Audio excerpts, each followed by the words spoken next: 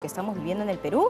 Me voy a comunicar con Carlos Castro, pues él es exdecano del Colegio de Economistas aquí del Perú. Un gusto tenerte. Buenos días. En primer lugar, agradecer a DirecTV y también a DNews y a tu persona, Carmen, de conversar este tema tan importante que es la desigualdad que existe en el Perú, ¿no? Y Sí, creo que es un problema estructural, no es de ahora. totalmente de acuerdo, Ah, totalmente de acuerdo. Y es algo que precisamente también es importante pues comentarlo, ¿no? A la opinión pública y también a nuestro auditorio de Latinoamérica, Carlos, si me permites, porque si bien a comparación de la región gozamos de una buena salud financiera en cuanto a nuestra política macroeconómica, pues definitivamente a través de los años arrastramos brechas sociales considerables y ahora este informe lo que da cuenta es que el Perú se sitúa en el top 10, incluso en el top 5 de los países que ahora pues lamentablemente todos los ingresos se concentran en un sector de la población y la mayoría se encuentra sin ellos. Hay muchas medidas que se pueden tomar aquí, pero eso precisamente me gustaría analizar contigo. O vamos para el tema de controlar la evasión de impuestos, o también, por otro lado, hay otra arista y otro análisis de cobrar más impuesto a los ricos. Para empezar, empezamos por lo positivo. Tenemos algunos indicadores de hace 20 años que estamos estables y estuvimos en un momento como un ejemplo en América Latina Sí. en cuanto a estabilidad macroeconómica, ¿correcto? Como es el caso del crecimiento PBI, el tema deuda versus PBI, el tema del tipo de cambio, ¿no? Inflación. Claro. Pero sin embargo, existen dos indicadores que no le gustan mencionar, ni el BCR ni el MEP. Es el ingreso per cápita con relación a otros países. Y en segundo lugar, también existe otro indicador que no le gusta tocar, es sobre el tema de la informalidad. Sobre todo en el mercado de empleabilidad, no es posible un país viable pensando en las nuevas generaciones de peruanos con el 70 y incluso con el COVID a nivel de Lima y Callao, estuvo bordeando el 80% de empleabilidad en situación informal. Es inconcebible, ahí no va a haber bienestar en la población de los peruanos. Y si vamos a otras realidades, en otros departamentos, bordean el 90%, ¿no?, de esa informalidad en el empleo. Entonces, yo creo que es un problema estructural que estamos, digamos, recogiendo de los últimos 30 años. Acuérdate que esa estabilidad macroeconómica también tuvo un costo social muy elevado, Carmen, y que muy poco hablamos. Digamos, las medidas para poder acogernos ¿no?, a lo que se llamó el consenso de Washington en el año 89 fue terrible para el Perú. No supimos negociar el pago de la deuda externa. Significó sacrificar a peruanos con una mala educación, salud, ¿no? Y eso no se dice. Está bien, se saneó la economía, entramos en un proceso de estabilización, pero fue con un costo sumamente elevado.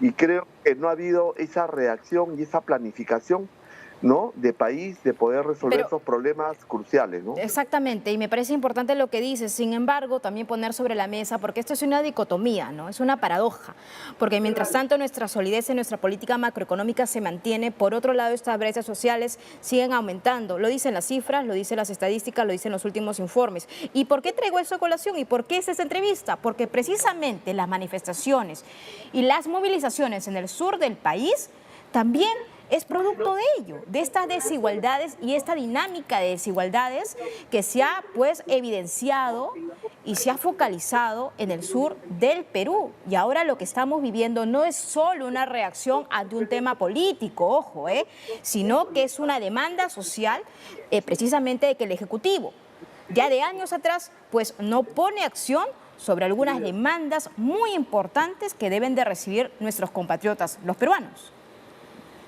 Un dato para un poco después regresar a un indicador sumamente importante también que Sí. tiene que ver con indicador de país. El sur, como tú lo has mencionado, concentra el 43% de las inversiones en minería, Sí, ¿ya? exactamente. y algo inconcebible, es donde se concentra mayor pobreza en el país. Exactamente, y es por eso que es importante también esta entrevista, porque de pronto podemos aterrizar situaciones de que hablamos todos los días, movilizaciones, marchas, protestas, pero a ver, el sur del país concentra la inversión minera más fuerte, más sólida, y ahí la gente es más pobre. Así es. Y por otro lado, lo que se habla, ¿no? Que esa dicotomía, ¿no? De cómo elevar la presión tributaria. Somos conscientes que en el Perú estamos por debajo de otros países latinoamericanos en el ratio, ¿no? de presión tributaria con el PBI, ¿no? Estábamos en un 16%, por el tema del COVID bajamos un poco más, pero la única manera de aumentar la presión tributaria es ampliar la base tributaria, ¿correcto? Entonces, el tema es también cómo ver que yo diría que sería más positivo porque sería un efecto multiplicador en el caso de cómo premiar a la reinversión, ¿no? De esas utilidades que genera sectores clave como la minería, el propio sector financiero. Creo que por ahí va la clave, más allá de aumentar impuestos. Yo me pregunto, ¿en qué país ha dado resultado después del COVID aumentar impuestos? En ninguno. Más aún en la estructura productiva y económica que tiene el Perú. El Perú es un país sumamente informal y la formalización tiene que verse como un beneficio, Carmen, y ahí no hay un compromiso de todos, es decir, gobierno nacional, gobierno regional y gobiernos locales, por lado del Estado. Y también no existe una planificación y compromiso por la gran empresa y la mediana empresa. En otros países, esa micro y pequeña empresa, ¿cómo se hace sostenible en el tiempo? Cuando se convierte en proveedor de bienes y servicios de esa mediana y gran empresa. Es decir, se convierte en un sistema económico o un circuito económico virtuoso. Eso es lo que no existe en el Perú. Muy importante Más eso.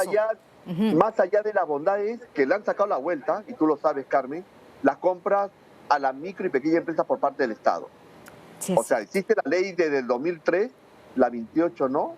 Si no me equivoco, era 28015, ¿no? A favor de la microempresa y pequeña empresa, y nunca se cumplió, que el 40% de las compras estatales debería destinarse a través de la micro y pequeña empresa. Nunca se ha cumplido, no lo cumple el gobierno nacional, no lo cumple el gobierno regional, menos los gobiernos locales.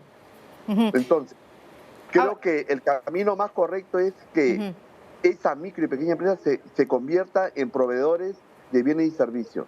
¿Por qué? Porque ahí se ve cuál es el rol del Estado y cómo la gran empresa y la mediana empresa puede ayudar a que esa micro y pequeña empresa sea sostenible, es decir, que pueda estandarizar calidad de bienes y servicios, poder cumplir con cuotas o ofertas a través de la asociatividad, ¿no? Que también se puede dar, ¿no?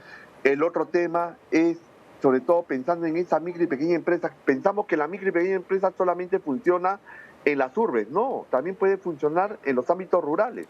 Carlos, ahora es importante también hablar ya para cerrar la entrevista acerca de la seguridad jurídica que debe ofrecer cada nación, cada país a los inversionistas. Y con esta situación tan compleja, con estas movilizaciones que no paran, sobre todo en el sur del país, pues lamentablemente vamos a generar más que incertidumbre y desesperanza, no solamente a los empresarios, inversionistas peruanos, sino también extranjeros. Sí, solamente medio minuto para redondear el tema de la desigualdad. Creo que el tema de la desigualdad se tiene que resolver por dos caminos. Uno, crecer más, ¿no? Sobre todo por encima del 5%, y que este crecimiento se dé también en mejores condiciones de negociación, sobre todo con la inversión extranjera. Es decir, que venga con innovación tecnológica y con mayor valor agregado. No podemos continuar en promover empleo precario. Tenemos que proveer, ¿no?, al peruano, sobre todo a los nuevos peruanos, a los que entran a la edad de trabajar, un empleo de mejor calidad. Ahí va a radicar el éxito de poder disminuir esa desigualdad. Y en segundo lugar, la distribución de la riqueza. Y ese es un rol del Estado, es decir, que los impuestos que recauda debe buscar el bienestar general de la población. Es decir, una cultura y una economía de bienestar para el peruano. Estamos muy lejos de esos retos. Y para ello se necesita dos cosas: una visión de país, planificar el desarrollo del país y un liderazgo para el desarrollo. Lamentablemente no lo tenemos. Y para regresar al tema también delicado que publicó la revista The Economist sobre el tema de la pérdida, ¿no?, de calidad democrática, el índice de calidad democrática, hay que explicarle en medio minuto que este índice utiliza 5 categorías. Para ello, ¿no?, tenemos el proceso electoral y pluralismo, el funcionamiento del propio gobierno, la participación política, la cultura política y libertades civiles, que esta última también ha sido afectada, ¿no?, que hemos disminuido. Es decir, de una democracia imperfecta o deficiente, como nos calificaban en el 2021, hemos pasado a un régimen híbrido, ¿no? Y eso es delicado, ¿por qué? Porque estamos dando una señal pésima, en primer lugar, de confianza para las inversiones y también que afecta a la seguridad jurídica, ¿no?, por parte del Estado. Y ahí me respondiste la pregunta que te hice. Así es. Y ahí radica, digamos, también el drama del país. Lamentablemente, nosotros estábamos pensando en crecer, que no nos sirve, al 3%, 2.9, 3% en el 2023, pero como vamos, ni siquiera vamos a llegar al 2%. Un crecimiento que no nos sirve para nada para disminuir la pobreza y justo también la desigualdad de los peruanos, ¿no? Yo te agradezco mucho por este contacto. Muy bueno, Carlos Castro, es decano del Colegio de Economistas del Perú. Gracias por tus explicaciones. Muy buenos días. Gracias a ti también, Carmen, y estaremos atentos a cualquier convocatoria por parte de ustedes. Claro que sí. Muy buenos días. Vamos